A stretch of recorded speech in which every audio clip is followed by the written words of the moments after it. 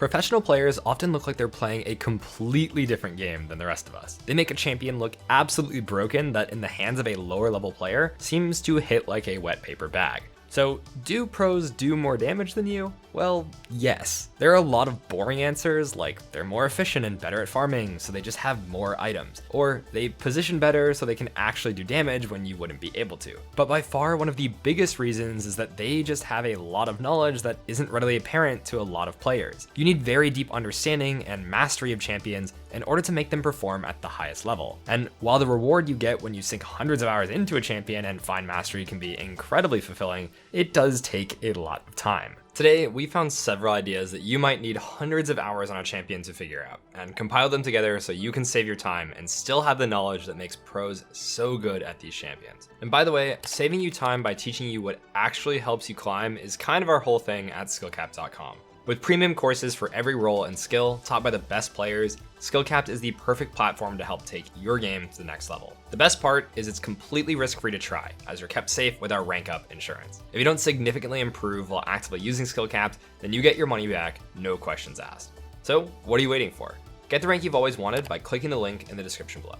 Alright, now let's get into it. To start, everyone knows that Riven has insane animation cancel potential. Of all the techniques on this champion, the most standard is probably the fast Q, where you can actually speed up the ability by weaving autos between the cast of Q and instantly clicking on the ground after the auto attack goes through. The damage numbers are identical for each, but one happens significantly faster, so you get increased DPS. Auto attack weaving between abilities and using auto cancels to get more damage out is one of the most important techniques on pretty much every champion, but these are just the basics that you pick up when first learning Riven. She actually has a lot more insane stuff besides just this. One of the most powerful being double casting. Pressing E breaks the game. Where normally you wouldn't be able to combo Q and W together in any sort of meaningful way, E allows you to use any two abilities together after about a 0.5 second delay. So you can do insane stuff like this. Don't blink or you might miss it.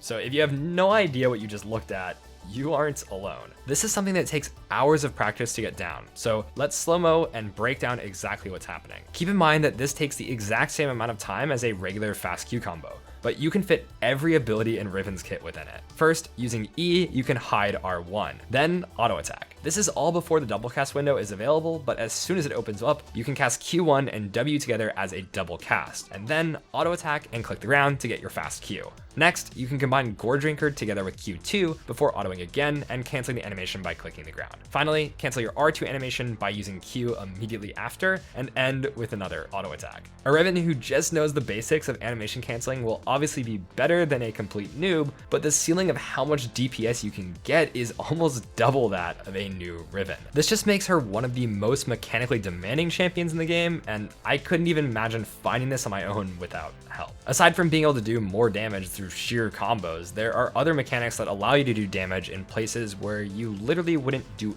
any otherwise. A prime example being Camille. Most players will know of the standard E flash, which allows you to redirect your E, but there's another more interesting mechanic that gives you some extra flexibility. If you want to reach a target that's obscured by another, this combo does little to help you. However, you can actually redirect the E at another place in its cast while you're attached to the wall. If you flash after attaching to the wall and immediately cast E2, you will be using E as if you were attached to the location of your flash, even though there's no wall, letting you go around targets or even over them. In addition to this, Camille E needs to be close enough to the target to give the extended range, or you just get this regular E2 animation that doesn't have a hitbox. If you instead use the E flash E combo, you can flash into the range of the extended E, giving you the ability to reach targets that you might not be able to reach otherwise. Elise has a very similar mechanic involving her spider form W, where normally you would just cast it in the general direction of an opponent you're trying to hit. However, if you have someone in the way blocking the spell, a lot of your burst can just be wasted. Fortunately, her spider form Q actually causes the human form W to lock onto its target, meaning we can shoot the W to the side before redirecting it to our intended enemy,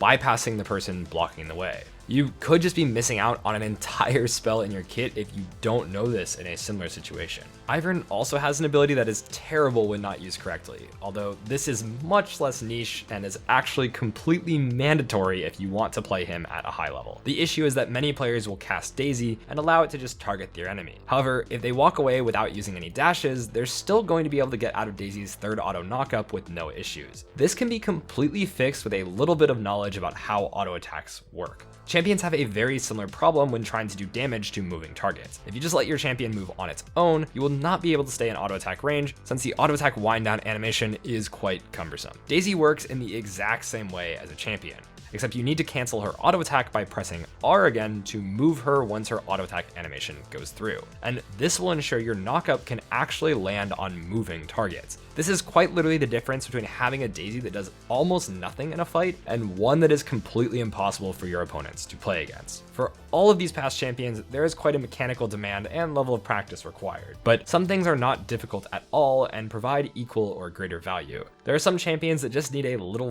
basic knowledge to just do more damage. One of the most unknown is actually Malzahar. His E, Malefic Visions, is a simple point-click damage over time spell. However, at low levels of CDR, there is quite a downtime between one cast of E and your next, meaning you don't have consistent DPS. One way around this is the knowledge that Q and R actually refresh this duration entirely. If you press E, wait, and then press Q, my E gets extended duration.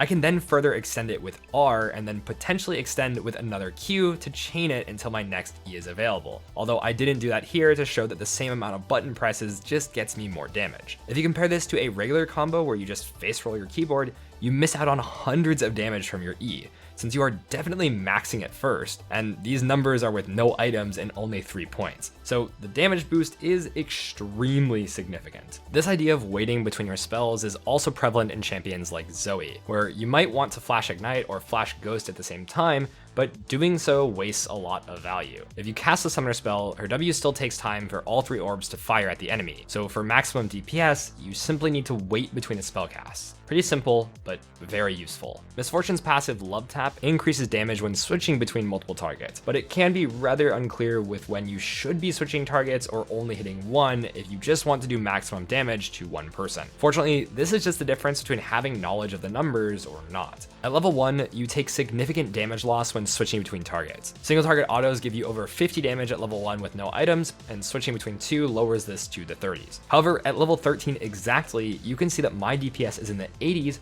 regardless of whether or not I switch my target, meaning that I can feel free to auto a second person and I actually don't need to focus a single target in a fight with autos. You can get damage on a second person completely for free if you do switch targets. Misfortune has to completely alter her playstyle at a certain breakpoint, kind of the same as this next champion. Nami actually has a similar threshold for where the champion needs to be played almost backwards. At the start of the game, Nami W decreases the value of healing and damage from every subsequent bounce after the first.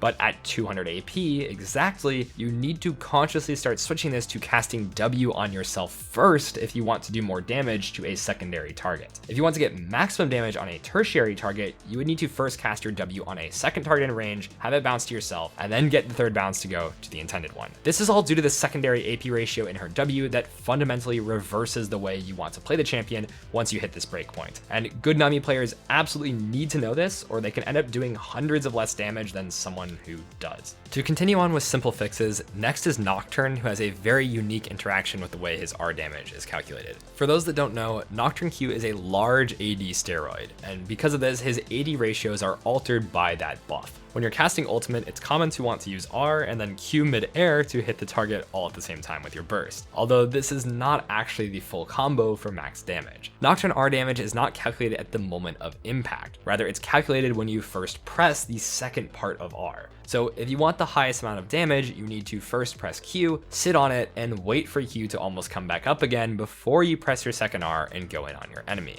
Unfortunately, you do need either distance from your target, cooldown reduction, or some combination of both to pull this off, but it's definitely worth it if you can. Nocturne R has an absolutely massive 120% bonus AD ratio, so your extra 60 AD from Q is turning into 72 extra damage in your combo, which is not insignificant at all, especially in the early game. This damage buff is also found in a different form on Wukong. When thinking of engaging, many Wukongs think of coming in from stealth with W before using their full combo. But now, with W max being the standard, this is going to completely destroy your damage throughout the game. At max rank, W mimics 55% of your outgoing damage. So by not using this as part of your damage combo, you actually miss out on a very significant portion. I find myself using Flash to close the gap now instead of W and saving it as part of my combo, which has made my Wukong a lot better. Sona may not initially strike anyone as a mechanical champion that you need to master, but she actually has one very important spell rotation tip that increases your damage output. Power Chord, Sona's passive, normally alters the next ability used and buffs it, but one thing that it doesn't explain is that it's also an auto attack reset, but only with enhanced Q can Sona reset her auto. It's very important to weave this into your rotation, so when going into a fight,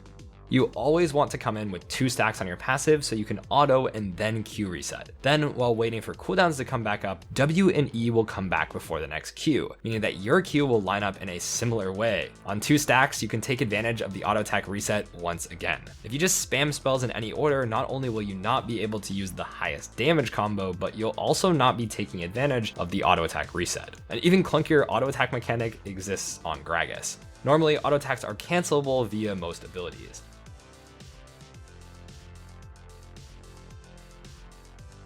However, Gragas W completely stops you from casting anything else during its auto. If you attempt to do a standard E flash W auto and then cast R after to get a knockback, the stun from your E will actually wear off before your R lands, allowing your opponent to flash or dash away in the meantime. In order to not only get a perfect CC chain, but maximum damage, you need to do some animation cancels and make sure you don't buffer an auto attack on your opponent during your E. If you instead cast R before using an auto attack, you can get the auto as your target flies through the air, allowing you to have much better control, and this guarantees that your R lands the damage as well. For a full max damage combo, you can also animation cancel your Q during the flight of your E, so you can do something like W, E, Q, flash R, auto attack to get everything out instantly. Of course, there are many more champions with unique mechanics that we didn't cover, so if you think we forgot something super cool about a champ you play, definitely let us know in the comments.